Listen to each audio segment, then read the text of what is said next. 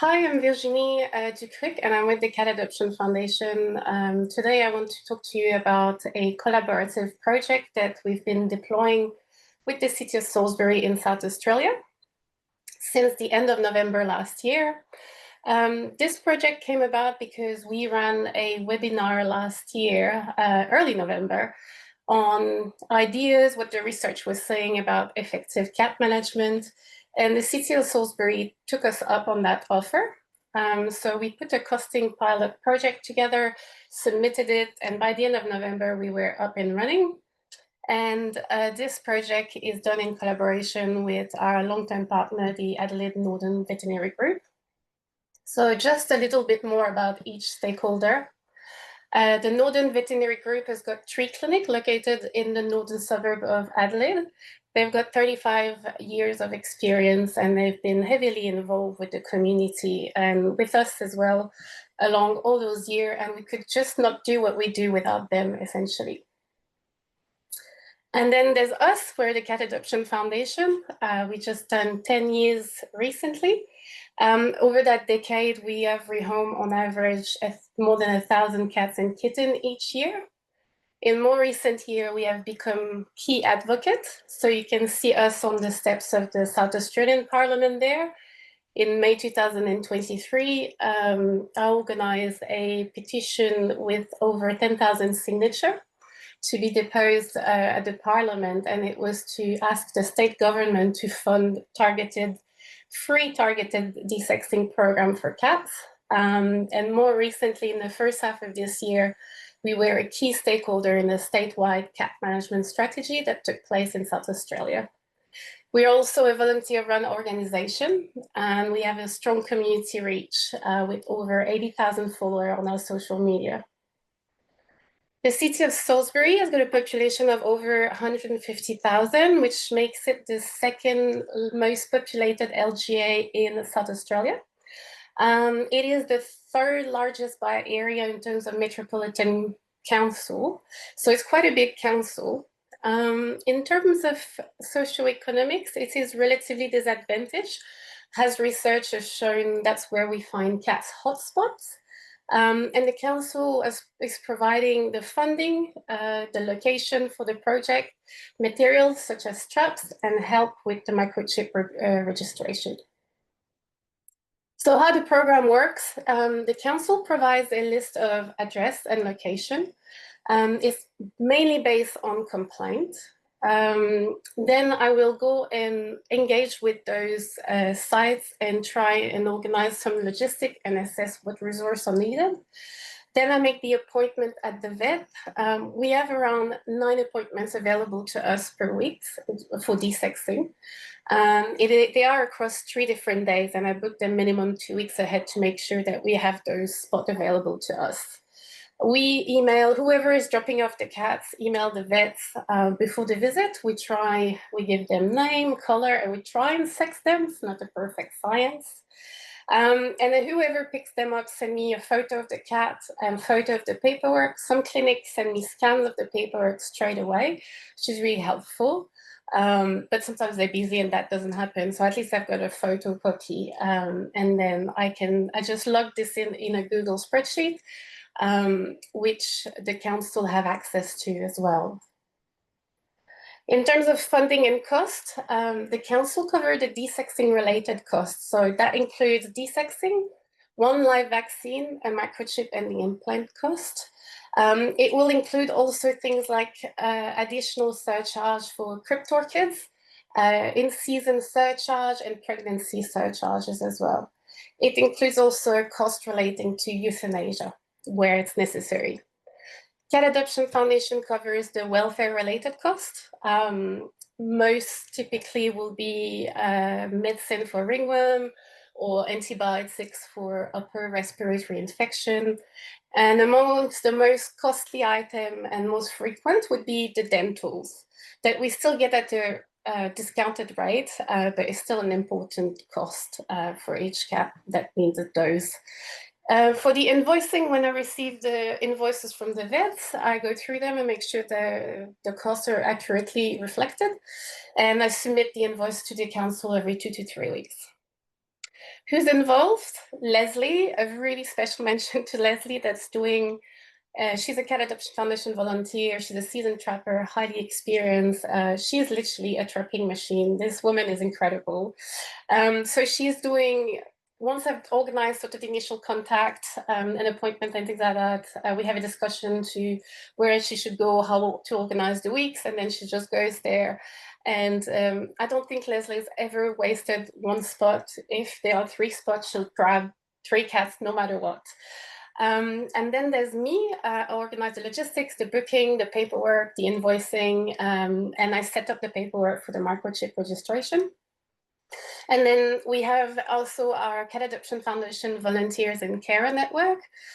So some of the cat will enter our carer network to be brought to adoption, but that can also mean where we need extra help for driving, for instance, taking cats to adoption day, and also all the admin side, because once we're taking a cat to adoption day, there's all the publication to be done on the social media page. So a big shout out to Sarah to organize all of that, right through organizing the adoption contract and the microchip registration. So thank you, Kathy and Trish, for looking after that side. Then there's also a council provides traps, help us with the microchip registration and provide us the location. An important component of this project has been the community. So at best, they get involved entirely with the project, where I don't even need Leslie to go to the site, and I directly coordinate the project with them there. So they'll do the trapping, they'll do the driving, they'll help me manage the cat after. They'll even have sometimes their own local network of foster care, so we don't need to burden our Cat Adoption Foundation network with that. That's the best case scenario. And the handout I've provided, the 2-page handout I've provided, I described one of those big projects that was incredibly quick. We desexed over 50 cats in just over 6 weeks. So when the community mobilizes itself, it's brilliant. It goes really quick.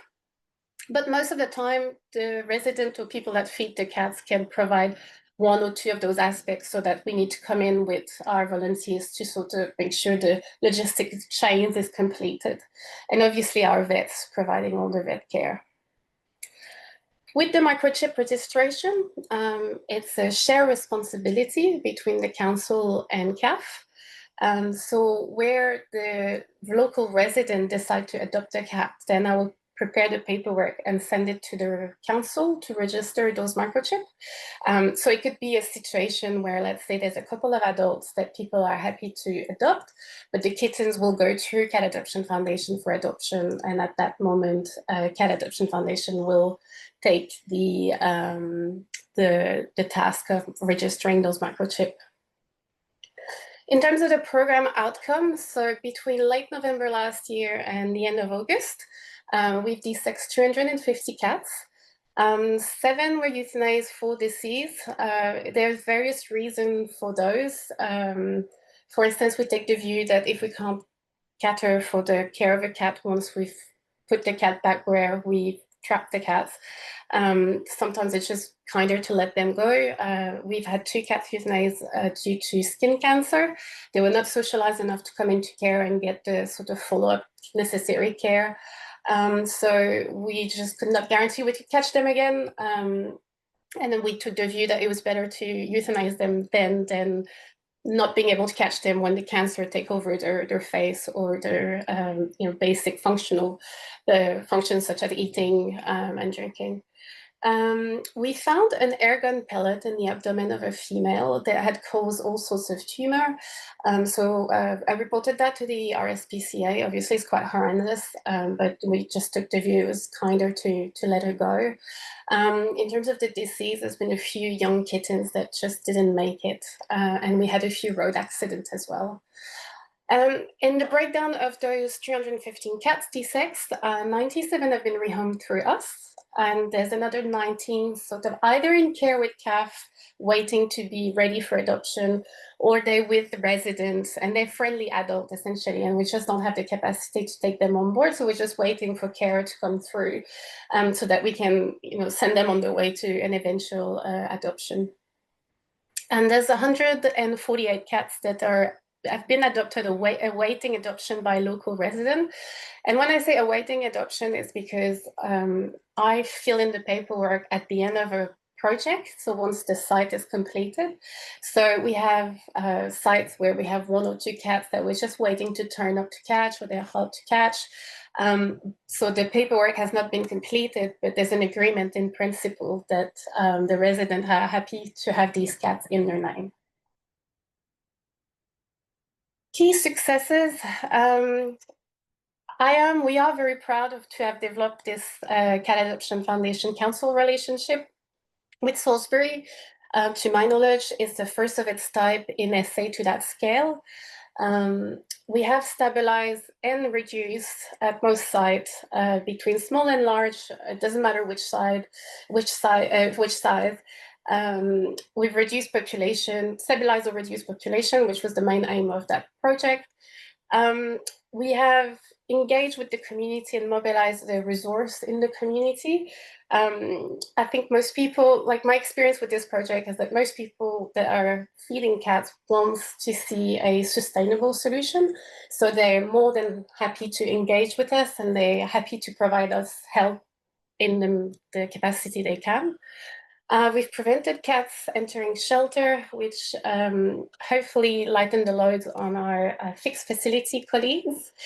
And overall, it had a minimal impact on our regular operation and finances, which means that we can continue doing what we used to do outside this Salisbury project.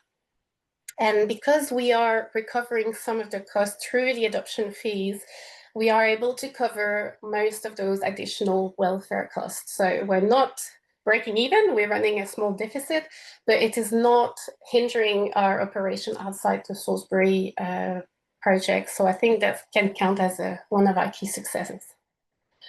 Key challenges: community resistance. So if we don't have access to the site where the cats are fed, it's really hard for us to go and trap them and engage with the local residents. We've had, unfortunately, only one place where that's happened. So this place is still pending troubleshooting. But if we don't have this cooperation, it is a challenge. I discussed with some of the address listed that we just can't remove cats completely. Sometimes these people just had sort of neighborly cat coming into their backyard and roaming, and it was just not such a fixed point. It's not an identifiable location. It's not like my neighbor has 50 cats, it's out of control, because if it was like that, we can go over to the neighbor and engage with that person. So when it's only one cat, for instance, that visits the backyard, and this cat is not identified, and this cat is not regular, it's not regularly fed there, it's really hard for us to intervene. And there's been a few instances where people have complained vigorously on community Facebook page, for instance, and we tried to follow up with them and try to engage and explain what we were doing, but there was no follow-up. It was just, we tried, essentially. Capacity constraint. For the larger site, it would be amazing to be able to do more 3 cats at a time, particularly because at the beginning of a project, the cats don't know what traps are, and they're easier to catch. So hopefully in the future, we can find ways of having more vet appointments in one day, which would also optimize our volunteer resource.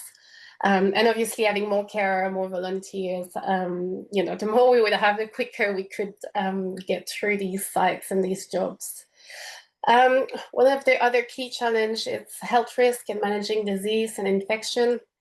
This year, ringworm has been particularly challenging. An example I can give is one of the sites had 19 cats, 14 kittens, all super friendly. They were all nearly of desexing age, around 1 kilo. So in normal time, we would get them desexed and rehome within about 2 weeks. Unfortunately, with ringworm, and very persistent ringworm, it took over 2 months to get them to adoption day clear and treated, so it's quite intensive. And we had a few instances of flu where the cats looked okay in the trap in the evening, and in the morning at the vet, they're showing sign they've got a little bit of snot or sign of upper respiratory infection. So the vet was like, no, we can't desex them today. So we have to take them back, give them antibiotics, and bring them back. In terms of mitigating those risks, Leslie is a fantastic germaphobe. She even has a ringworm car, so she has a dedicated car for ringworm that gets thoroughly disinfected each time. And she never like takes cats from different sites. So it's one site at the time to minimize that risk of cross-contamination if cat may be carrier but have no symptoms, for instance. So upon reflection, I think, yeah, this project has delivered a measurable impact. And the key here is the collaboration, because we couldn't do without the council, we couldn't do without our vets. It results in a community that is more engaged because they have taken responsibility for those cats. They've helped solving the problem. So in most cases, people are very happy with the outcome. For the cats are healthier, safer in the sense that those that go back to those sites, given their desexed, has less incentive to roam, and safer because a large number of them have been rehomed in a different site as well, and hopefully will be contained. And out of shelter, yeah, again, to help those fixed facilities with the load they're facing. And yeah, the project shows what's possible with that shared responsibility and people coming all together. So I'll be happy to take questions at the Q&A following.